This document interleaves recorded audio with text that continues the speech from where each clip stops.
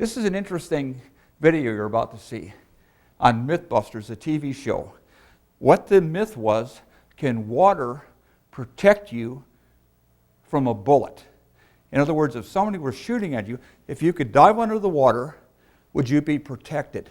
So what they started with is high-speed rifle shots. They had an AR-15 223, and they were shooting at a ballistic jelly target about the torso of a man, size of a torso of a man, 3 feet under the water at about 25 degrees.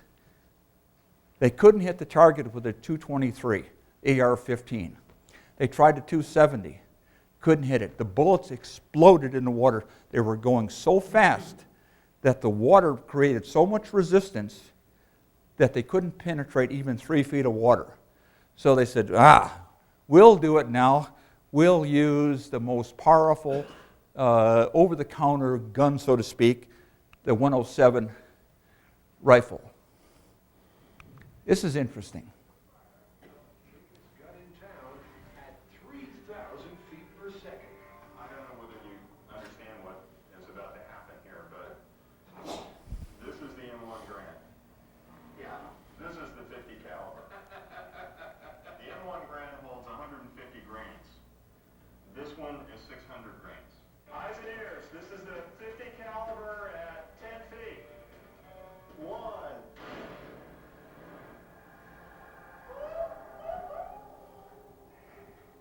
That was more like an explosion than a gunshot. But where's the banana bullet? There is no bullet in the ballistics gel. But with this weapon, the bullet could have gone through the gel and buried itself in the far side of the pool. What do you got? I got a bunch of stuff. It expended all its energy within 3 feet and became totally nothing. Wow. At 23 degrees, even the terrifying 50 cal won't get you. Just 14 inches under, and you'd be safe. Well, this is totally amazing. Even with the 50 caliber, an armor-piercing round, it lost all its energy within the first couple of feet. It ripped the copper jacket off of it and didn't penetrate the target. Well, just like all our other high-powered rifles. Yeah. And yet, with the slower muzzle velocity weapons, like a handgun, the black powder rifle, the shotgun, we found deeper penetration, sometimes as much as 8 feet. No way. It's hard to believe that 600 grain bullet at 3,000 feet per second, it had high mass, but at 3,000 feet per second, the velocity was so high that it literally exploded. That heavy metal-piercing bullet in the water couldn't penetrate 3 feet. I didn't get the other video on. I couldn't get it on. But what they did next is they took a Civil War replica rifle, muzzle-loading black powder rifle, with a 530 grain mini ball that had a velocity of only 1,600 feet per second. They shot it at the ballistic jelly target under the water. It penetrated 3 feet of the water, the ballistic gel, and the entire length of the pool. And you think about that. Because they didn't overspeed that particular projectile. Speed is good, but if you put too much speed on a projectile, you actually lose its effectiveness. Think about this. Did anybody ever bowfish? Bowfish in here for carp? Yeah. You don't shoot 350 grain carbon arrows at carp. You shoot solid fiberglass arrows that weigh about 1,200 grains. They don't go very fast, but because of their mass, they don't slow down. It's really simple physics. Also, Yes, sir. 30 to 40 pound bow. Yeah, 30 to 40 pound bow, yes. Mm-hmm. We'll do it. No way. I love the caveman kind of deal here. It's kind of a concept. It's hard to believe. How can that be? So speed is good. Speed is wonderful. Speed is powerful in penetration, but speed without mass can result in poor penetration. So if slower, heavy projectiles, golf balls, bullets, arrows, retain energy and penetrate better than light, fast projectiles, how can we apply this to bow hunting? Here we go. This particular Asian water buffalo Experts say these are about 10 to 15% larger than Cape buffalo. Was taken with a bow and arrow. It happened to be a longbow, and the arrow weighed 935 grains. The average arrow shot today in North America is about 425 grains. This is better than double the weight. Its speed out of the 66-pound longbow was only 148 feet per second. Yes, sir? Question. Does the arrow weight include the broadhead? It does, the entire arrow weight. Yes, it does. Its speed was only 148 feet per second. It barely had enough kinetic energy to be recommended for deer, according to internet experts. 45 pounds of kinetic energy, but its momentum was 6.1 slug feet per second. Had high momentum and excellent broadhead. The Asian buffalo have 1 inch thick hide and 3/4 inch solid ribs to penetrate. Okay, the next area I'd like to talk about is just basic anatomy and physiology relating to arrow performance. If you've taken a hunter ed course, most of you have, you know that arrows kill by hemorrhage, by bleeding. That's true or false? Of course it's true. Yeah, mostly and eventually an animal will bleed to death by being penetrated with an arrow. True.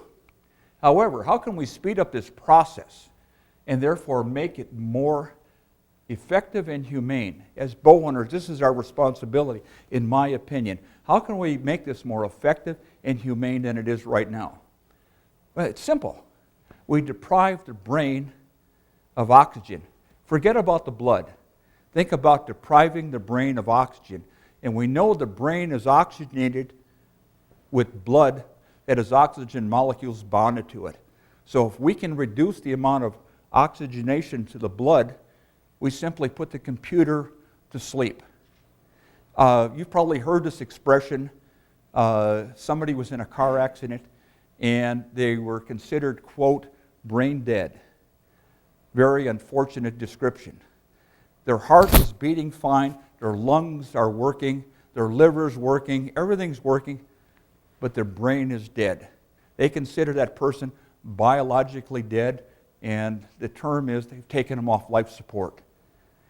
So the brain is the true indicator of life, not the heart, not the lungs, not the liver.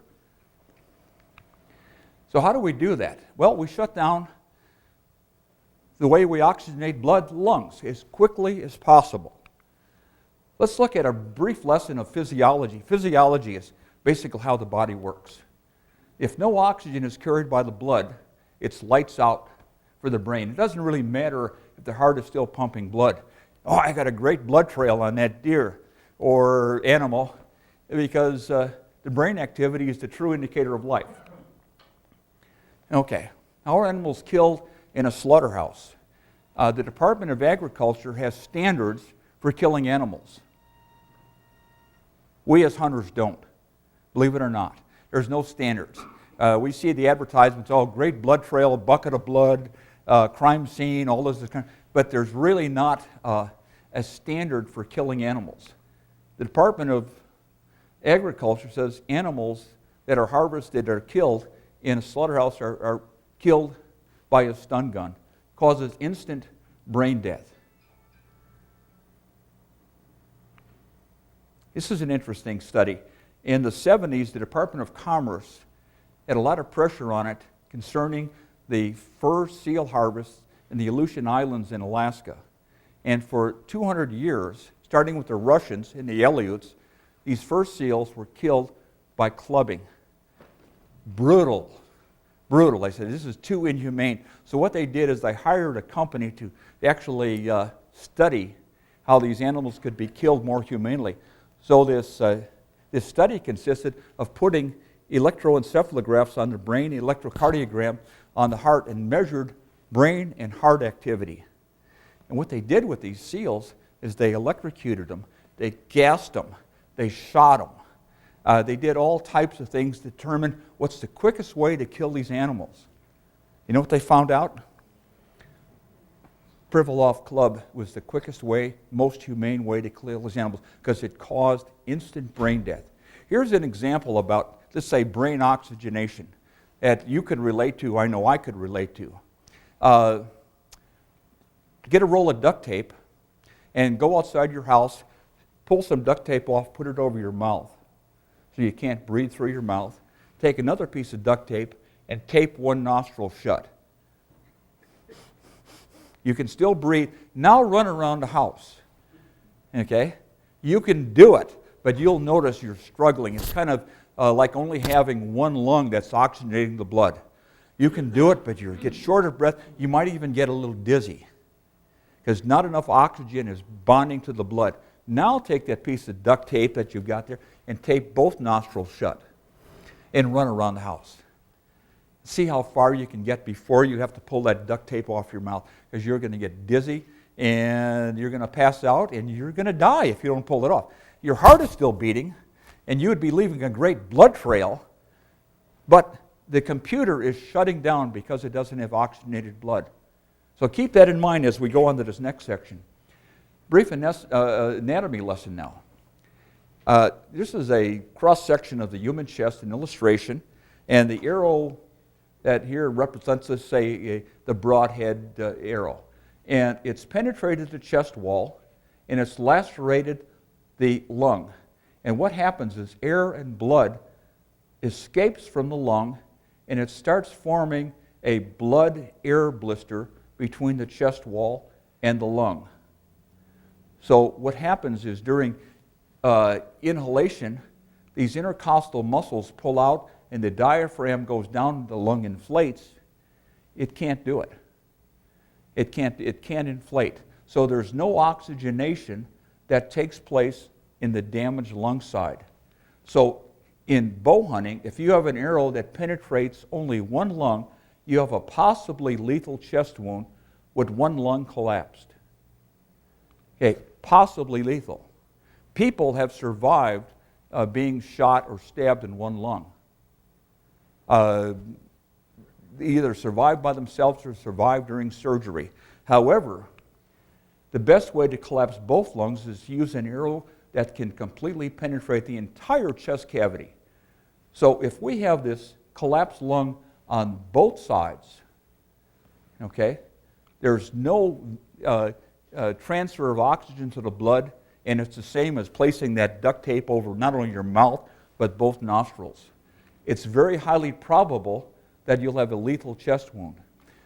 The heart can still be beating, but no oxygenated blood to the brain, it's lights out, the animal becomes unconscious before his heart stops beating. So what you want to do is you want to have an arrow that penetrates so deeply that if you make the proper shot placement, it penetrates both lungs. Okay, the next part of my presentation is who's the most important man in bow hunting today that you probably never heard of. He's not Chuck Adams. It's not Lee and Tiffany. It's a research scientist that has spent the last 27 years funded only by himself that did research both in Africa and in Australia on arrow lethality studies. A guy by the name of Dr. Ed Ashby. Dr. Ashby started his research in Africa where he worked part-time. Incidentally, he's an ophthalmologist. He started as a PH professional hunter in Africa, guiding both rifle hunters and bow hunters. He was also hired by Barnes Bullets to conduct terminal ballistic studies. In 1984, he participated in what's called the Natal study, which led to the first real affirmative laws of bow hunting in Africa. He was basically one of the primary people that legalized bow hunting in South Africa. And his research was very, very interesting. He tried to get it published in the United States. None of the magazines would publish his articles because they were so damaging to the advertisers, because he had pictures of broadheads that bent and the blades fell off. And he didn't really knock them. He said, this is what happens with a three-bladed broadhead. I won't even mention the brand name. When it hits the rib of a zebra, the blades fall off. The animal was wounded, had to be shot with a rifle. So his research at first was so damaging, nobody had published it until the internet. And this is where people began to read Ashby's research. He conducted and published ongoing aerial lethality studies for over 25 years. He's hunted big game for over 50 years, and he's hunted every continent. Taken over 1,000 animals with the bow and arrow, including capes and Asian buffaloes. Incidentally, when he was in Australia for 5 years, he did terminal arrow studies on these Asian buffalo that were being culled. So he shot them not only with a bow, but to do his studies, they were culled with a rifle, and he quickly set them up and shot arrows into them. But he did it in an approach that's very, very scientific called outcome-based research, where you did everything consistently every time. The same weight arrows, the same broadheads, and he did it literally scores and scores of times to come up with his study. This is one of his most interesting quotes, in my opinion. I've never lost an animal because the arrow penetrated too deeply. I've lost them for other reasons, but not because the arrow penetrated too deeply. So what I've done is taken Dr. Ashby's research and kind of condensed it into 10 penetrating enhancing factors. One of these by themselves is probably insignificant, but if you can learn how to incorporate all 10 of these into your arrow selection, you can have an arrow that's literally 60 to 80% greater in its lethality. The first one is simple: structural integrity of the broadhead and shaft. This is really simple, because if the broadhead fails, hey, nothing else matters. It doesn't matter how much money you spend on your bow, how much money you spend on a safari, on the hunt, how straight your arrow is. If the broadhead fails, hey, game's over, animal is lost, not recovered, or have to be shot by the PH. What his studies found is mechanical expandable broadheads had the highest failure rates of all broadheads. I just read an article recently in a trade journal on mechanical broadheads. The quote that is most memorable is, mechanical broadheads today are, quote, more reliable than ever. More reliable than ever. So even a bent tip can retard arrow penetration. Bent shafts, aluminum shafts, poor penetration if they bend. It doesn't matter if you're shooting footed shafts, cedar shafts, aluminum, or carbon. If the broadhead fails, almost always you have secondary shaft failure. Here's an example of a broadhead that failed. It pushed the insert right into the shaft, and the animal was not recovered. Arrow flight. If your arrow isn't flying perfectly, whipping or canting avoided, it's wasting valuable energy that will contribute to the loss of penetration. Perfect arrow flight is crucial. You got to achieve this no matter what the cost. Okay, we know that arrows bend or paradox when they are shot out of a bow. You've probably all seen these, the arrow paradoxing coming off. This is a compound bow. You can see it flying at us, paradoxing back and forth. This is off a traditional bow. Literally looks like a snake. High-speed photography has captured this.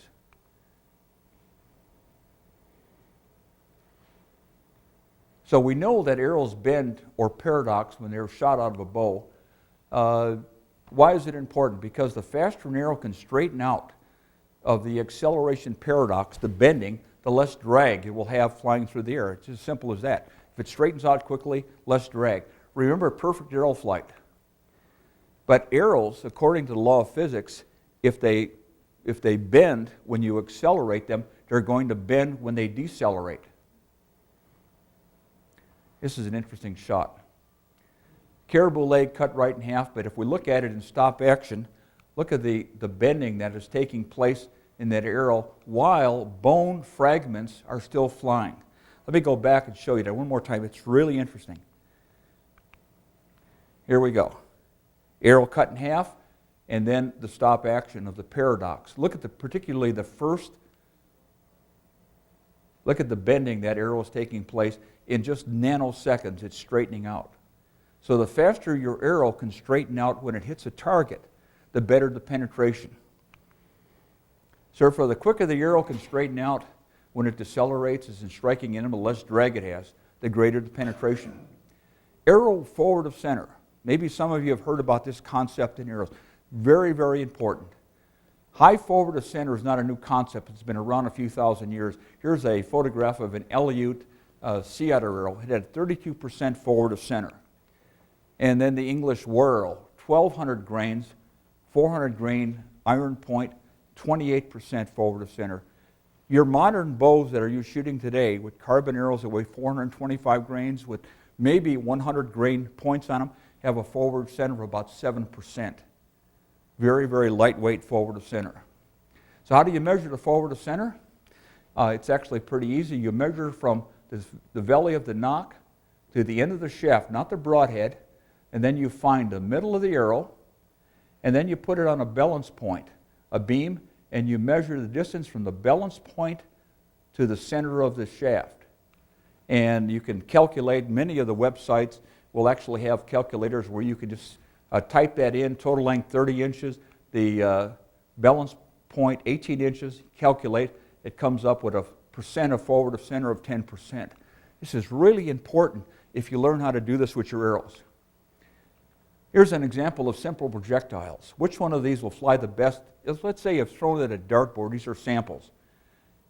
Imagine this is a sample of the lightweight carbon arrow you're shooting today that has maybe 100 grain point on it. Think about a lead pencil that has some blazer vanes glued on it.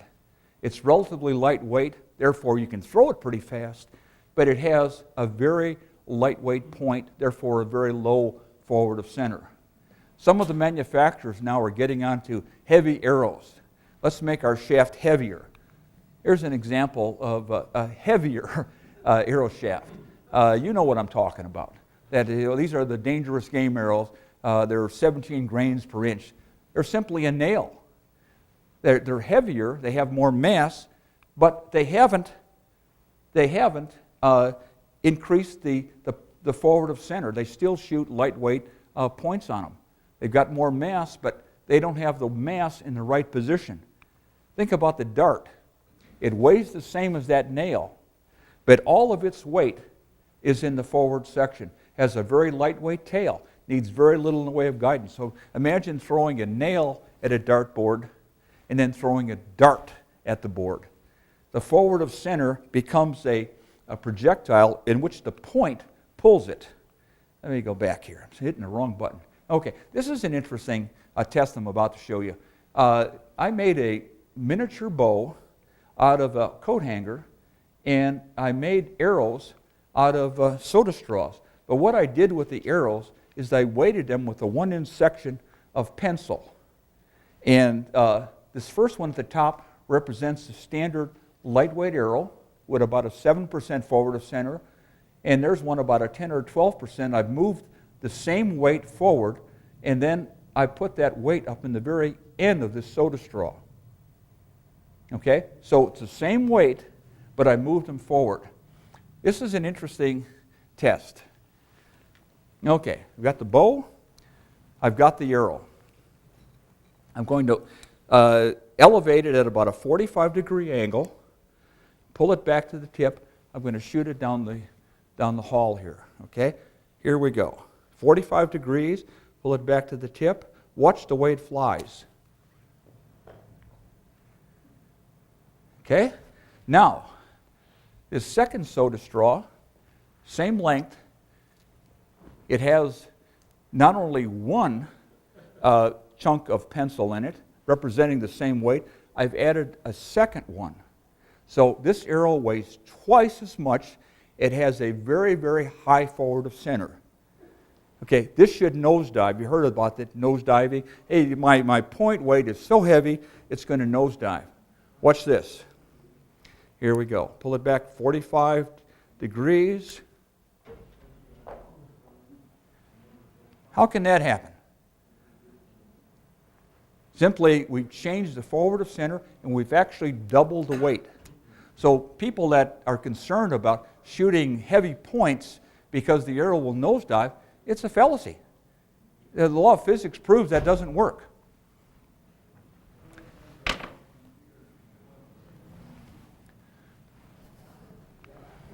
Okay, how do you find the highest FOC, forward of center, that can be shot out of your bow? We want to get the most lethal arrow. This is interesting. You want to test by shooting progressively heavier field points in your arrows before you buy a broadhead. If you go into a pro shop today and you say, hey, I'm going elk hunting to Colorado next year, what do you recommend for a broadhead weight? You've had that. Now, I've said it. And the guy at the pro shop goes, 100 grains. And the reason he says 100 grains is that's what he's got on the shelf. And that should work because it works on deer most of the time. And when I say most of the time, studies that have been done on deer lethality loss, 30% in many states, some states as high as 50% wound loss. Deer that are shot with arrows are not recovered 30 to 50% of the time. Think about that. So we want to increase that recovery rate. So what you do is, here's one example, is try to find field points that progressively get heavier and heavier.